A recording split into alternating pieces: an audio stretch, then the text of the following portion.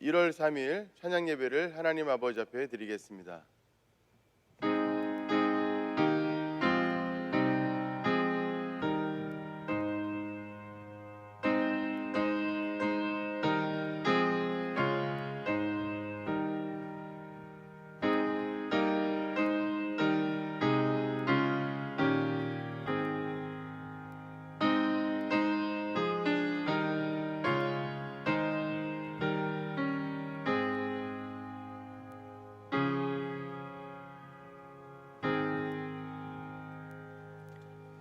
사도신경으로 우리의 신앙을 고백하겠습니다.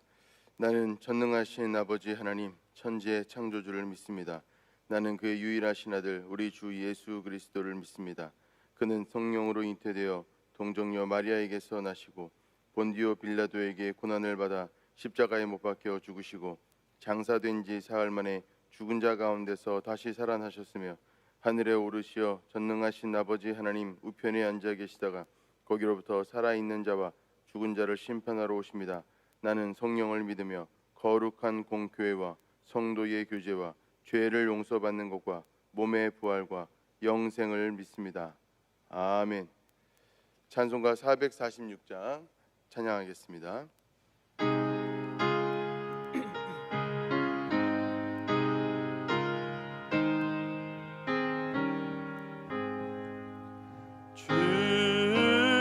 춤성 외에는 참 기쁨 없도다.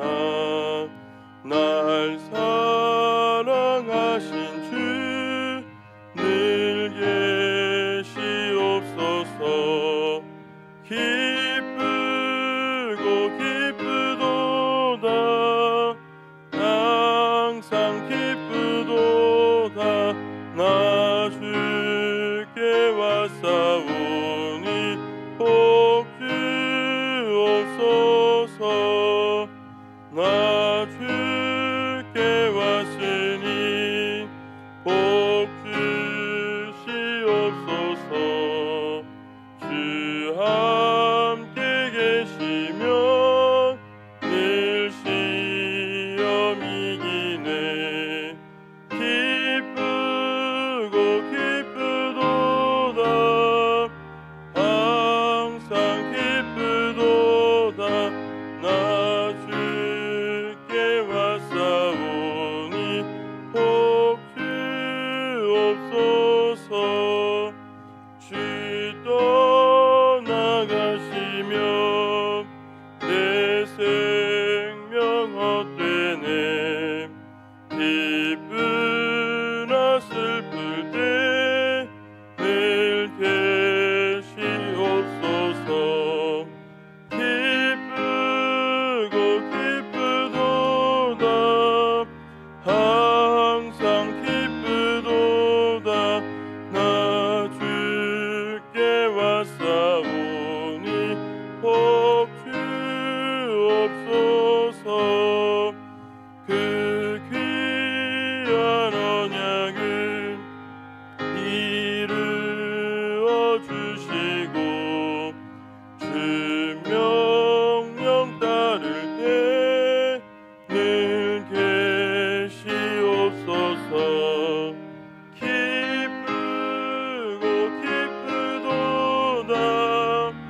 항상 기쁘도다. 나 주께 왔사오니 복 주옵소서. 아멘. 이 시간 하나님께서 주시는 말씀은 요한복음 10장 25절로 27절까지의 말씀입니다. 요한복음 10장 25절로 27절까지의 말씀을 받들어 읽겠습니다. 예수께서 대답하시되 내가 너희에게 말하였으되 믿지 아니하는도다. 내가 내 아버지의 이름으로 행하는 일들이 나를 증거하는 것이거늘 너희가 내 양이 아님으로 믿지 아니하는도다.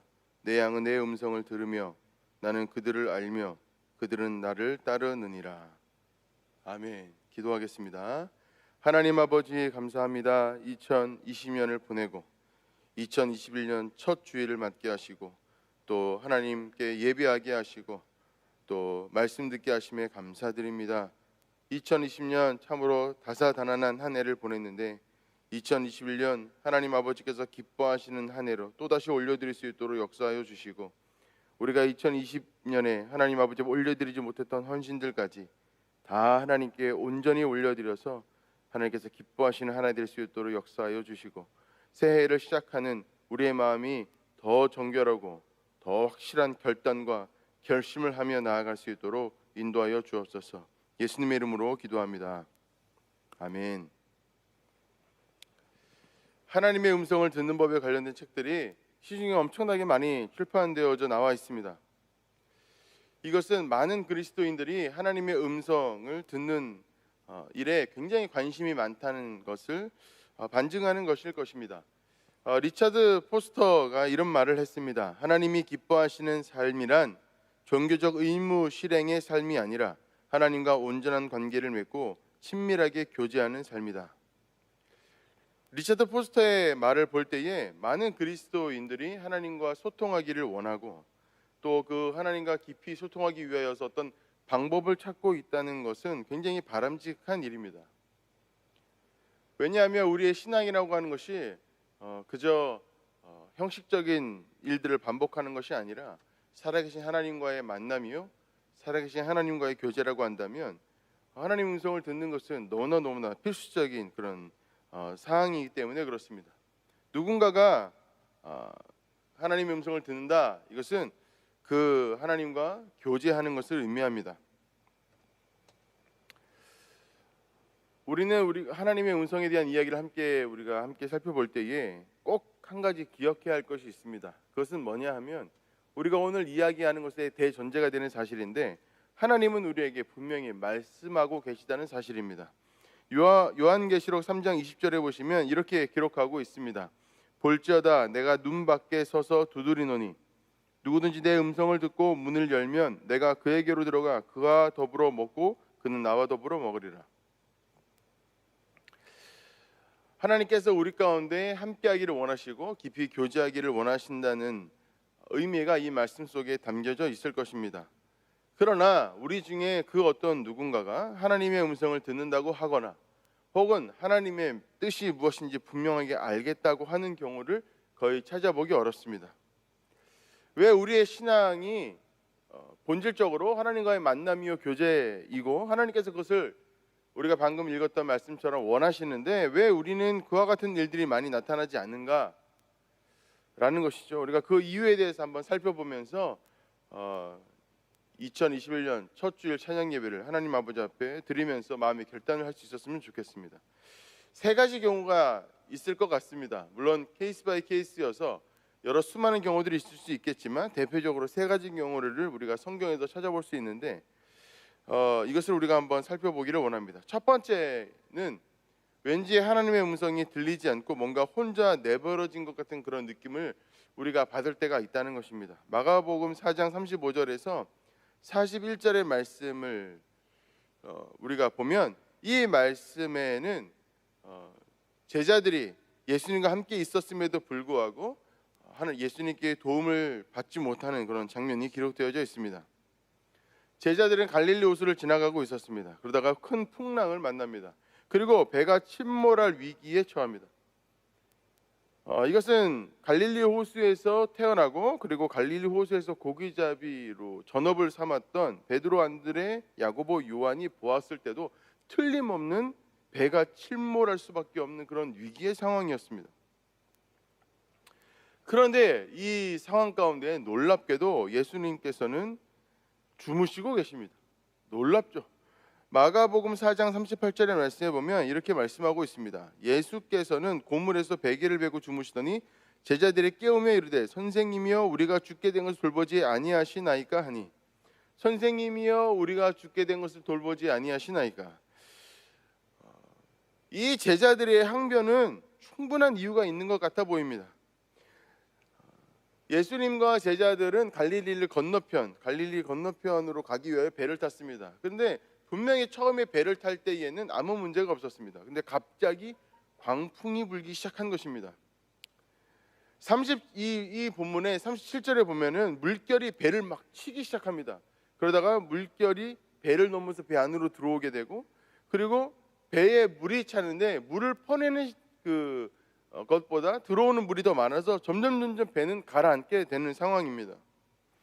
그런데 38절에 보니까 고물에 베개를 베고 주무시고 계신 예수님의 모습이 나타납니다. 천하태평입니다. 이 제자들은 선생님이 우리가 죽게 된 걸 돌보지 않으십니까? 라고 불평하는 것입니다.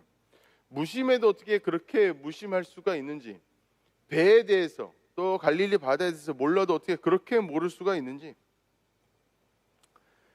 아무리 몰라도 배가 침몰할 상황이 되면 이게 굉장히 위험한 상황이구나, 이게 느낌으로 알아야 되는데 전혀 모르고 주무시고 계시다는 것이죠. 여러분들의 삶은 어떠합니까? 우리가 삶이 어떤 위기를 닥쳤을 때에 우리 하나님, 예수님, 우리 성령님께서는 어벤져스나 슈퍼맨처럼 우리의 삶 가운데, 여러분들의 삶 가운데 나타나셔서 여러분들의 삶을 구원해주고 계십니까? 그런데 이 본문을 우리가 좀 자세히 살펴보면 조금 이야기가 달라집니다. 제자들이 예수님을 깨운 시점을 보아도 그렇고, 예수님이 일어나셔서 우리가 다 알다시피 그 광풍에 일던 갈릴리 호수를 잠잠케 하실 이후에 제자들의 반응도 그렇습니다. 먼저 제자들의 반응을 보면은 4장 41절의 말씀을 보면 이렇게 기록합니다. 그들이 심히 두려워하여 서로 말하되 그가 누구이기에 바다와 바다도 순종하는가 하였더라. 지금 제자들은 주무시고 계시님을 깨웁니다. 그냥 깨우는 게 아니라 화도 내면서 답답해하면서 그렇게 원망하면서 예수님을 깨우는 것이죠. 어떻게 가만히 계실 수가 있습니까? 그랬다는 것입니다. 근데 어떻게 가만히 계실 수 있습니까? 라고 해서 예수님을 깨웠는데, 예수님께서 일어나셔서 갈릴리로서 잠잠케 하시니까 제자들은 놀랍니다. 어떻게 이런 일이 있을 수 있겠느냐? 그러니까 무슨 말인가 하면, 제자들은 예수님을 깨웠는데 예수님이 이 바다를 어떻게 하실 수 있다, 이 갈릴리 호수를 어떻게 하실 수 있다라고 생각하여서 예수님을 깨운 게 아니라는 것이죠.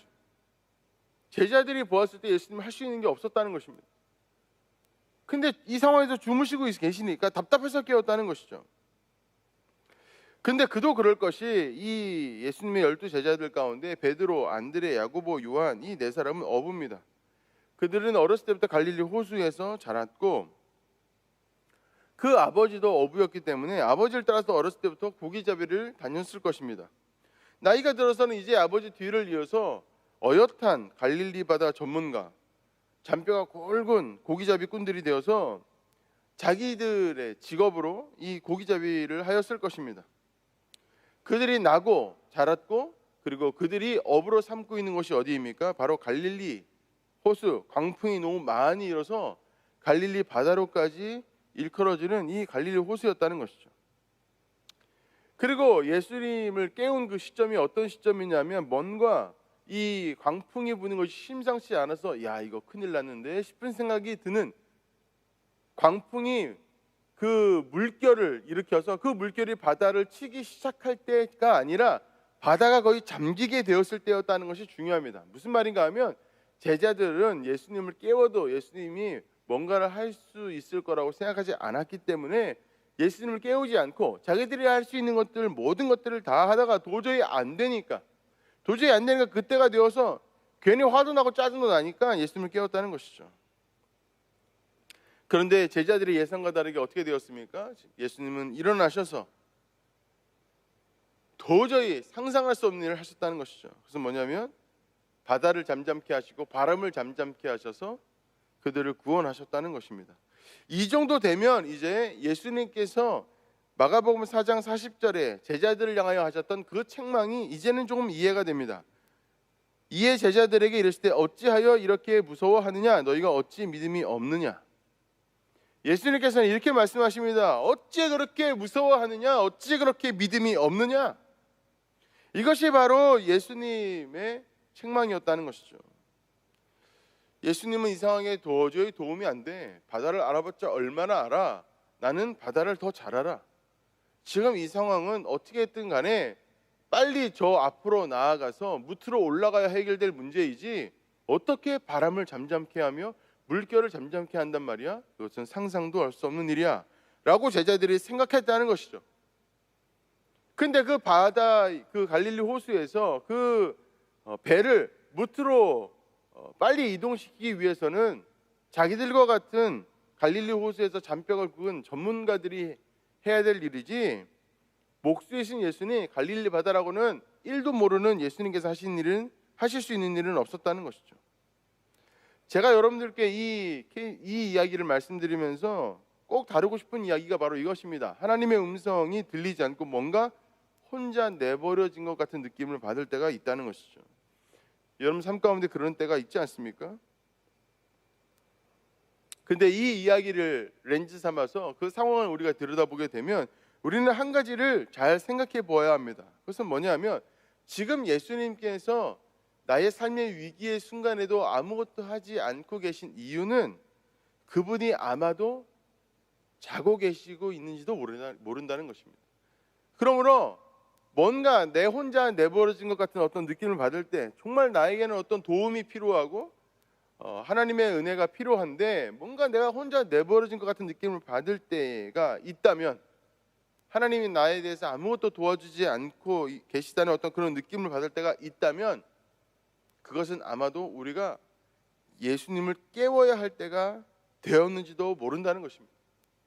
예수님이 지금 주무시고 계신 이유는 우리가 진짜 진심으로 예수님의 역사와 예수님의 어떤 일하심이 필요하고, 그분의 일하심이 나의 모든 능력과 나의 상상을 다 뛰어넘는 어떤 일들이기 때문에 정말로 필요하다고 생각하지 않고 있어서 그럴지도 모른다는 것이죠. 우리가 그러니까 예수님께 어떤 도움을 청하지 않고 있기 때문에 예수님이 주무시고 계신지도 모른다는 것입니다.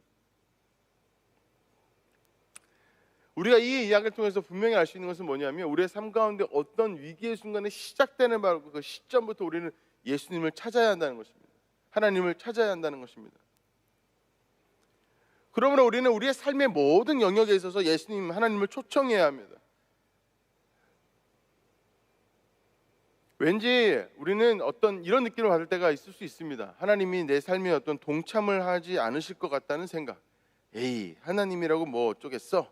라는 생각을 할 때가 있다는 것이죠.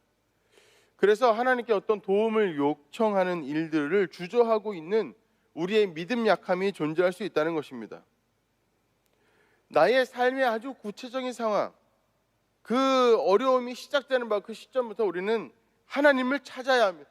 하나님은 하실 수 있지 않습니까? 하나님은 여기서 무엇을 어떻게 해주시겠습니까? 나는 하나님이 도움이 필요합니다 라고 악착같이 진실하게 하나님을 찾아야 한다는 것입니다. 여유가 있을 때나 급할 때나 언제나 우리는 하나님과 함께하는 삶을 살도록 훈련해야 한다는 것이죠. 저는 기도조차도 자기 스스로, 자기 혼자서 자기의 삶의 문제를 해결하려는 어떤 도구로 사용하는 경우들을 많이 보았습니다. 기도조차도 말입니다. 혼자서 해결하기 위하여 소리를 지릅니다. 혼자서 파이팅하기 위하여 고함을 지릅니다. 주여 외치는데 실제로 마음으로 주여를 부르는 게 아니라 자기 스스로에게 파이팅 하고 있는 경우를 저는 많이 본다는 것입니다. 그러나 여러분, 우리가 꼭 이것을 기억해야 합니다. 하나님은 우리의 삶의 일거수일투족 모든 부분에 관심이 있으십니다. 그분은 우리가 신뢰할 만한 분입니다. 우리의 삶의 그 어떤 문제도 그분은 다 해결하실 수 있습니다. 그러므로 우리에게 필요한 것은 뭐냐면, 하나님을 신뢰하고 하나님을 기대하고 하나님의 사랑을 확실하게 믿고 하나님의 역사하심을 신뢰하는 마음으로 하나님께 나아가서 우리의 삶을 하나님께 드려야 한다는 것입니다. 두 번째 경우가 있는데, 두 번째 경우는 뭐냐면 이런 경우입니다.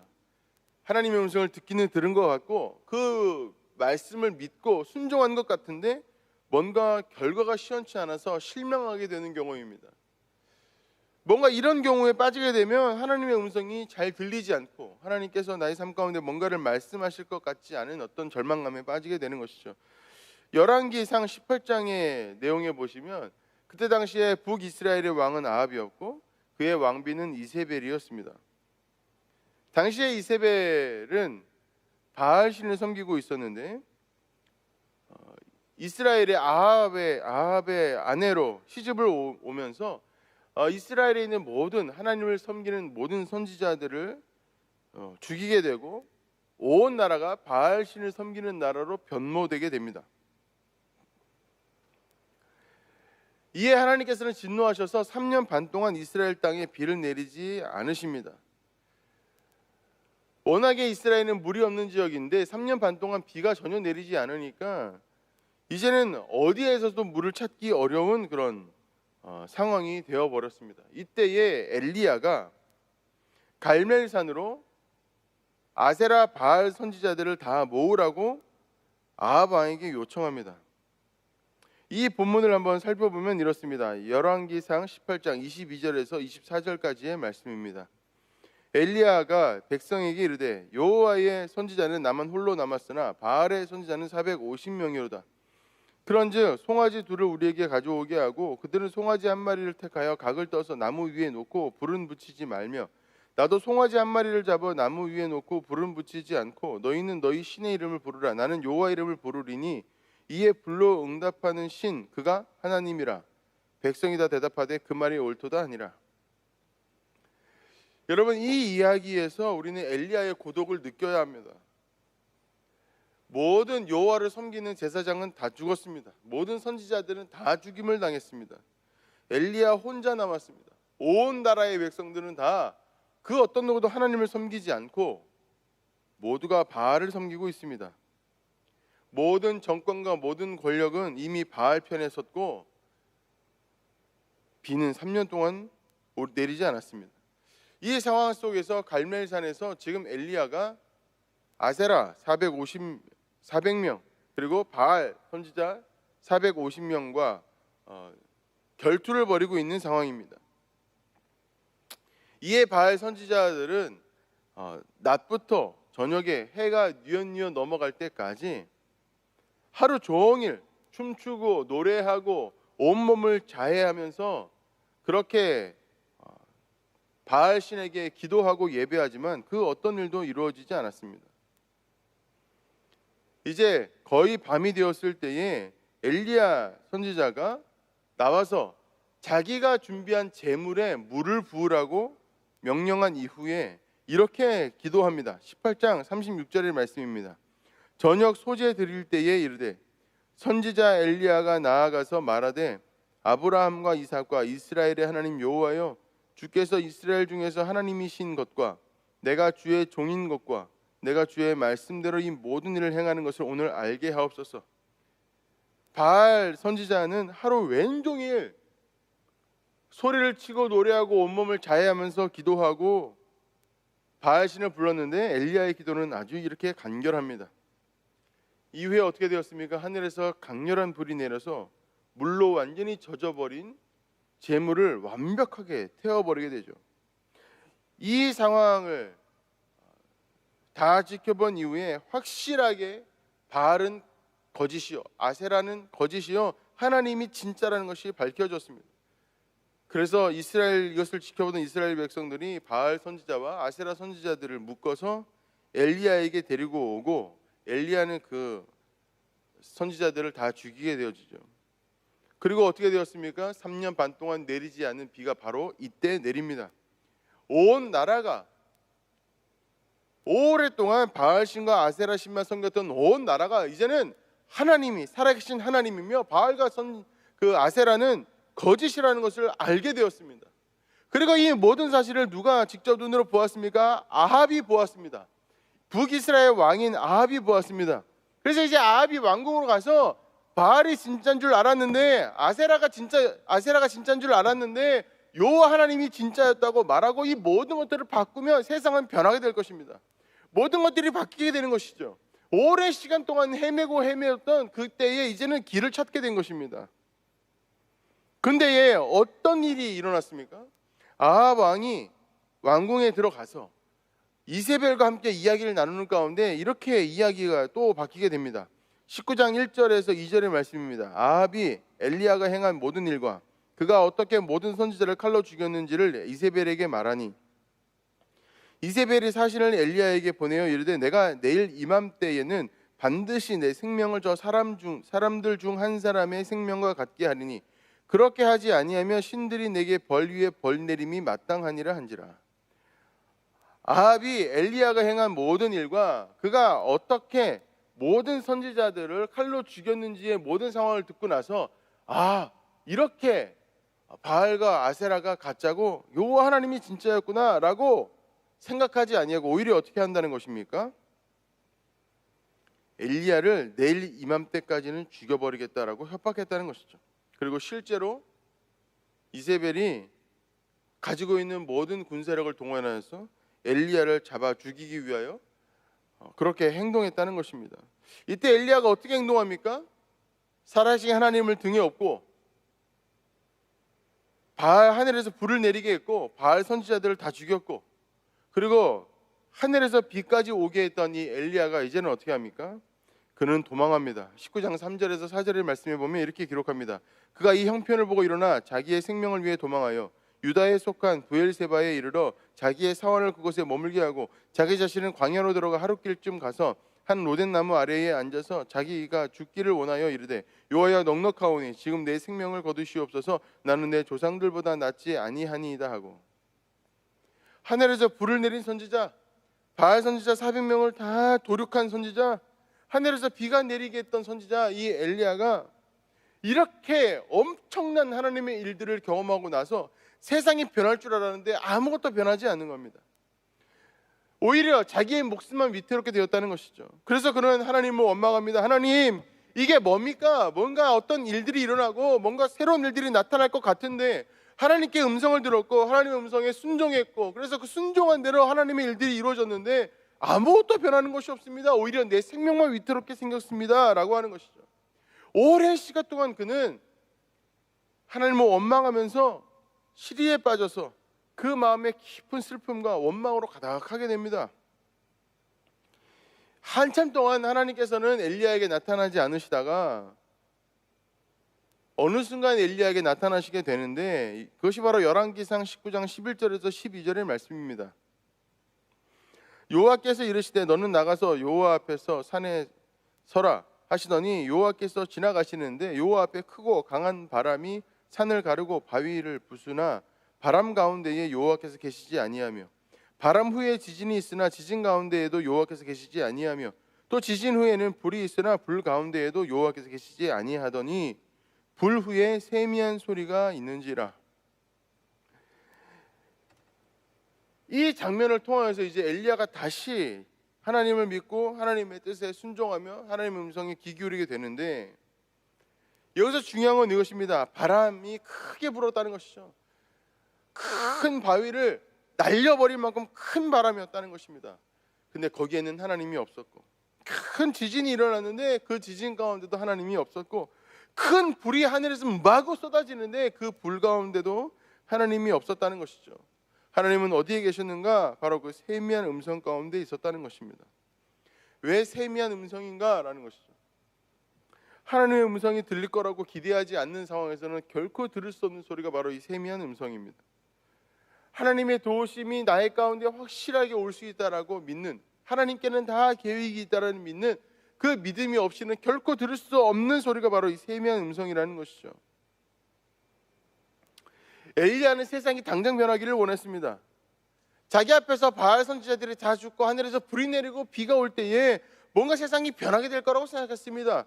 이렇게 나타났는데 어떻게 하나님이 살아계심을 모르겠는가? 세상이 변할 거라고 생각했습니다. 그래서 세상은 아무것도 변하지 않았다는 것이죠. 그래서 어떻게 되었습니까? 엘리야는 실망하게 되었다는 것입니다. 아무리 하나님 음성 들으면 뭐하나, 아무리 생명을 걸고 하나님을 따라가면 뭐하나, 아무리 하나님께서 원하신 대로 다 하면 뭐하나, 아무 일도 일어나지 않는데, 그래서 그가 그 마음을 어느 순간에 닫아버리게 되었다는 것이죠. 실망하게 되었다는 것입니다. 소망과 희망을 놓쳐버리게 되었다는 것입니다. 정말 하나님께서 말씀하시는 게 맞는가? 정말 하나님께서 내 소리를 들으시는가? 하나님은 과연 이 모든 것들을 변화시킬 능력이 있으신가? 여러분, 중요한 것은 무엇인가 하면 이와 같이 우리 마음에 소망과 희망이 없어지고 절망과 좌절이 가득하게 되어질 때에 우리는 하나님께 마음을 열고 더 귀를 기울여 하나님의 음성을 듣고자 해야 한다는 것입니다. 만약에 우리가 하나님의 뜻대로 충분히 순종했음에도 불구하고 하나님의 뜻이 내 삶 가운데 이루어진 것 같지 않고, 그리고 나는 하나님께 충분히 나아가고 있음에도 불구하고 뭔가 하나님이 나에게 말씀하시는 것 같지 않다고 느껴질 때에 우리는 내 마음 가운데 진짜 하나님의 음성을 듣고자 하는 그 마음이 있는지, 혹시 마음이 어떤 하나님을 향해서 실망하고 원망하고 또 좌절하는 마음들이 있어서 하나님의 음성을 듣지 못하고 있는 것은 아닌지 점검해 보아야 한다는 것입니다. 세 번째로, 하나님 뜻이 왜곡되어서 받아들여질 때가 있습니다. 하나님이 무슨 말을 하시는지 도통 알아들을 수 없는 경우죠. 대표적으로 바리새인과 서기관들이 꼭 이런 경우를 항상 당해왔습니다. 요한복음 9장에 보시면 실로암 맹인 사건이 나오죠. 이것을 우리가 너무나 잘 아는데 9장 1절에 보면은 이 실로암에 있던 이 맹인은 나면서부터 맹인입니다. 한 번도 본 적이 없는 사람이죠. 예수님께서는 그 실로암 앞에서 그렇게 하고 있는 그 맹인을 보시고 그 진흙을 이렇게 묻혀가지고 얼굴에 바르신 이후에 실로암에 가서 씻으라고 명령하시죠.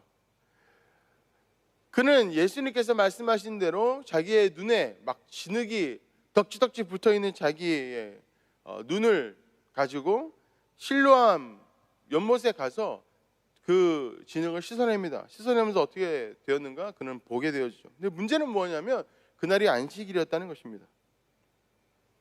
저는 수년 전에 태어나면서부터 맹인이었던 한 자매가 어떤 목사님의 기도를 통하여 눈을 뜨게 된 것을 본 적이 있습니다. 완전히 깨끗하게 뜬 것도 아니고 또 눈도 똑바로 뜬 것도 아니었습니다.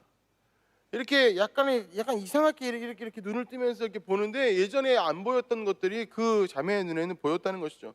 너무나 오랫동안 눈이 안 보이는 상태로 지내기 때문에 몸도 굉장히 비대하고 이렇게 그런 모습이었습니다. 누가 보아도 별로 좋아 보이는 모습은 아니었죠. 근데 그 자매가 기도를 받고 나서 눈에서 뭔가 보이기 시작했는데 그때부터 그 마음 가운데 하나님을 향하여 찬양하는 마음이 너무나 많아지게 된 겁니다. 그래서 목사님께 부탁을 해서 자기가 싱어로 서고 싶다고. 예배 때마다 그분이 싱어로 섰던 것을 제가 본 적이 있습니다. 노래를 잘 부르는 것도 아니었습니다. 뭐 대단히 겉으로 봤을 때 노래하는 모습이 아름다운 것도 아니었습니다. 근데 저뿐만 아니라 그 자매가 찬양하는 모습을 볼 때 모두가 눈물을 흘렸습니다. 얼마나 감동이 됐는지 모릅니다. 한 사람의 인생이 완전히 뒤바뀌게 된 것이죠. 평생 한 번도 본 적이 없는데 이제는 보게 된 그 자매가 완전히 새로운 인생을 살게 된 것입니다. 제가 그 광경을 보면서 어떤 생각을 하였는가 하면 나도 저렇게 절망 가운데 있는 사람이 희망을 보도록 만드는 그런 사역을 하고 싶다. 그런 마음이 저도 모르게 마음에 솟아올랐던 그런 기억이 있습니다. 그런데 문제는 뭐냐면 바로 이 똑같은 상황을 바리새인이 보고 있다는 것이죠. 한 사람의 인생이 완전히 역전해 버렸습니다. 완전히 달라져 버렸습니다. 근데 그들 눈에는 그 완전히 삶이 뒤바뀌어진 그 감동의 모습이 보이지 않고 뭐가 보였다는 것입니까?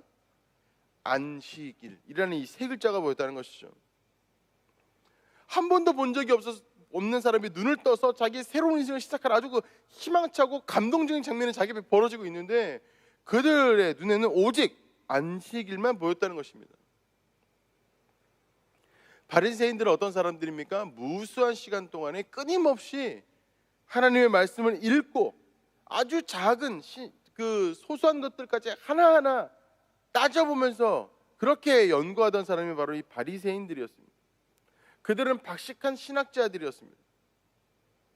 그런데 예수님께서는 요한복음 5장 39절에서 40절의 말씀에서 그들을 정죄하십니다. 이렇게 말씀하십니다. 너희가 성경에서 영생을 얻는 줄 생각하고 성경을 연구하거니와 이 성경이 곧 내게 대하여 증언하는 것이니라. 그러나 너희가 영생을 얻기 위하여 내게 오기를 원하지 아니하는도다. 영생을 얻기 위하여 나에게 오는 것을 원하지 아니하는도다.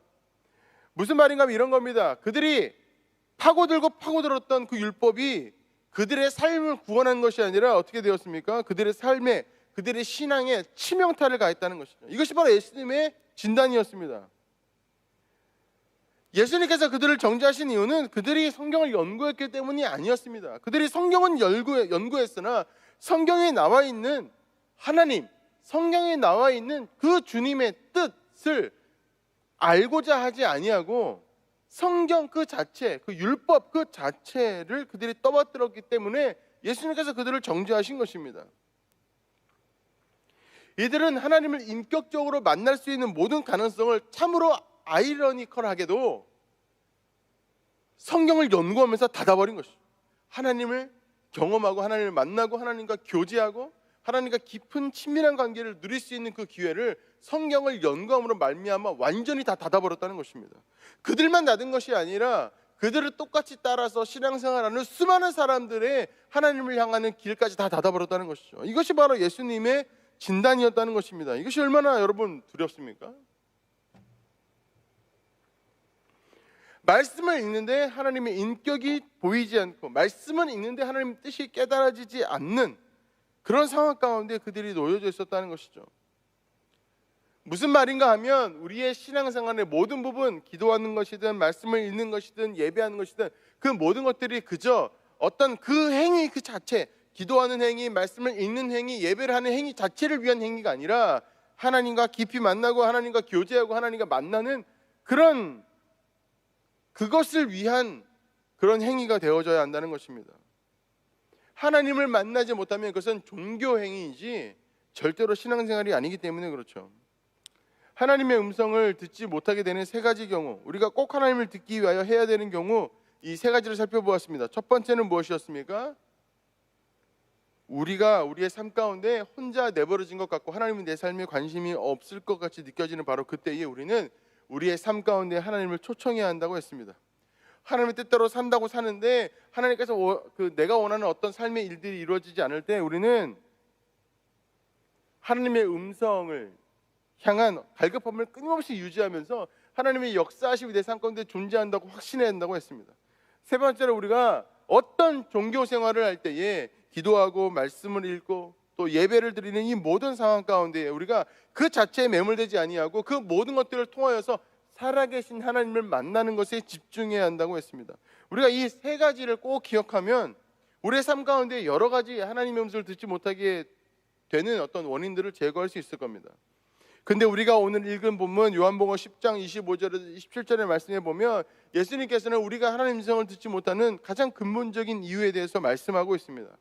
그것은 이것입니다. 25절부터 27절까지의 말씀을 다시 한번 읽어보면 이렇습니다. 예수께서 대답하시되 내가 너에게 말하였으되 믿지 아니하는도다. 내가 내 아버지의 이름으로 행하는 일들이 나를 증거하는 것이거늘 너희가 내 양이 아니므로 믿지 아니하는도다. 내 양은 내 음성을 들으며 나는 그들을 알며 그들은 나를 따르느니라. 하나님의 음성을 우리가 듣지 못하는 이유, 그것은 뭐냐 하면 우리가 하나님의 양이 아니기 때문에 그렇다는 것입니다. 이 말씀을 통해 예수님 우리에게 묻습니다. 너는 누구냐? 너는 누구냐? 이 질문에 우리는 주저없이 이렇게 대답해야 합니다. 저는 예수님의 양입니다. 나는 예수님 겁니다. 나는 예수님의 사람입니다. 나는 예수님께서 원하시는 대로 있고 원하시는 대로 가는 예수님의 사람입니다. 이렇게 고백해야 한다는 것입니다. 예수 그리스도께서는 우리를 택하시고 우리를 값없이 받아주시고 자기의 모든 것을 들여서 죽으셔서 우리를 구원하신 분이십니다. 그리고 우리를 하나님의 소유, 하나님의 백성으로 삼으셨습니다. 그리고 그분은 우리의 목자가 되십니다. 예수님은 지금도 성령님을 통하여 우리의 삶을 인도하고 계십니다. 언제나 우리가 그의 돌보심으로 말미암아 유익을 얻도록 그렇게 되어지도록 하기 위하여 지금도 하나님은 일하고 계십니다. 그는 타락한 사람을 용서하시는 데에 있어서 무한히 너그러운 분이지만 속과 겉이 다른 사람들, 사기를 일삼는 자들, 외식을 일삼는 자들, 그런 자들에게는 크게 두려워할 대상이 되는 분이십니다. 그분은 진실함을 원하십니다. 그분은 우리에게 진짜 진실한 것을 원하십니다. 그저 진실한 척을 하는 것이 아니라 정말로 진실한 것을 원하신다는 것입니다. 만약에 우리가 하나님을 사랑함으로 말미암아 진실로 하나님께 나아가서 하나님의 백성이 되어진다면 우리는 하나님과 아주 새롭고 아주 독특하고 아주 친밀한 관계를 맺게 될 것입니다. 그러므로 우리가 하나님의 음성을 듣기 위해 가장 근본적으로 해야 되는 것은 무엇인가 하면 예수님을 나의 삶의 목자로 인정하는 것입니다. 예수님을 그저 나의 삶의 성공을 위한, 나의 자녀의 삶의 성공을 위한 어떤 도구로 여기는 것이 아니라 예수님 자체가 나의 삶의 목적이요, 예수님의 뜻 자체가 나의 삶의 목적이 되어야 한다는 것입니다. 우리의 삶의 모든 것에 소유의 절대권을 하나님께 드려야 합니다. 오직 하나님께서 원하시는 삶을 살겠노라고 그렇게 마음에 결단해야 한다는 것입니다. 어떤 사람은 단 한 번도 예수님의 감독하에 자기 인생을 한 번도 놓아본 적이 없음에도 불구하고 쉽게 예수님이 나의 목자다, 하나님은 나의 목자다 이렇게 말합니다. 이것은 참 비극적인 일입니다. 예수님을 나의 목자로 여기는 일, 그것은 그렇게 쉬운 일이 아닙니다. 사람은 양다리를 거칠 수 없는 법입니다. 우리는 그에게 속하든 그에게 속하지 않든 둘 중에 하나를 선택해야지 양쪽을 다 선택할 수 없습니다.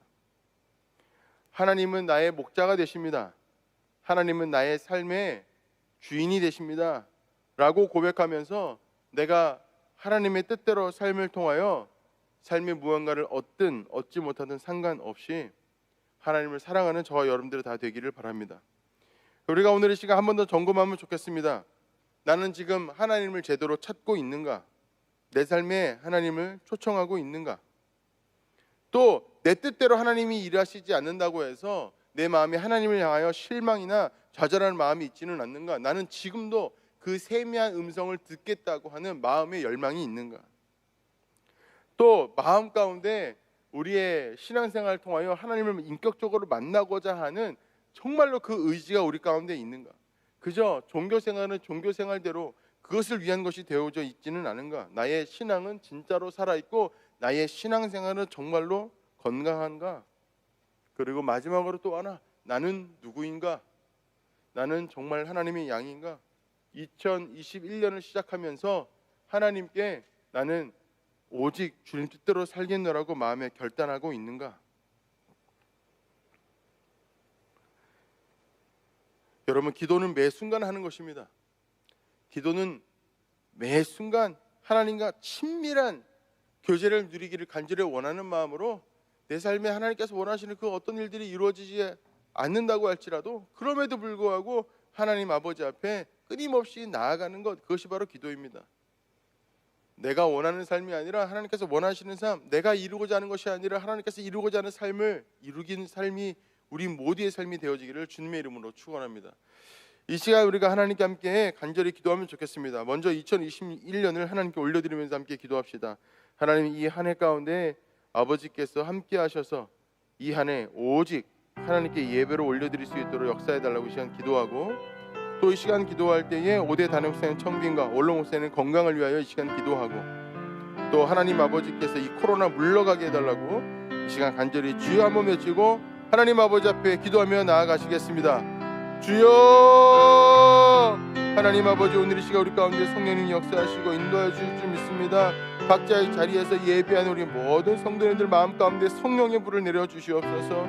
2021년을 하나님 아버지 앞에 맡겨드리기를 원합니다. 아버지, 2020년 정신없이 보냈습니다. 코로나 때문에 이것저것 할 수 있는 것 없이 그저 그렇게 삶을 살아오지는 않았는지 돌아봅니다. 하나님 아버지, 그러나 이 시간 아버지 앞에 간절히 기도합니다. 주여, 우리 가운데 성령님 역사하시고 인도하여 주셔서 하나님의 마음과 주님의 뜻을 깨달아는 우리가 될 수 있도록 아버지 도와주시고, 2021년을 그 어느 때보다도 하나님과 더 친밀하고 깊이 있는 그런 신앙을 누리고 그런 삶을 누리는 우리 모두가 될 수 있도록 하나님 아버지 도와주시고 역사하시고 인도하여 주시옵소서. 하나님 아버지의 장소교회를 시대 가운데 세우셨사오니 아버지께서 사용하여 주시고 이 나라와 이 세계 가운데 하나님의 복음을 전하는 놀라운 일들을 감당할 수 있도록 하나님 아버지 도와주시고 인도하여 주시되, 우리 가운데 오대 단임 목사님 보내주셔서 그 사역들을 잘 감당하고 협력하며 나아갈 수 있도록 하나님 아버지 도우시고 인도하여 주시옵소서. 오대 단임 목사님 가운데 아버지 역사하여 주셔서 모든 청민 가정들 가운데 하나님의 은혜가 충만하게 하여 주시고, 또 하나님 아버지 함께 하셔서 모두가 함께 기뻐하고 또 맞을 수 있는 우리 오대 단임 목사님 모셔서 우리가 함께 기쁘게 하나님께 나아가도록 아버지 도와주시고 인도하여 주시옵소서.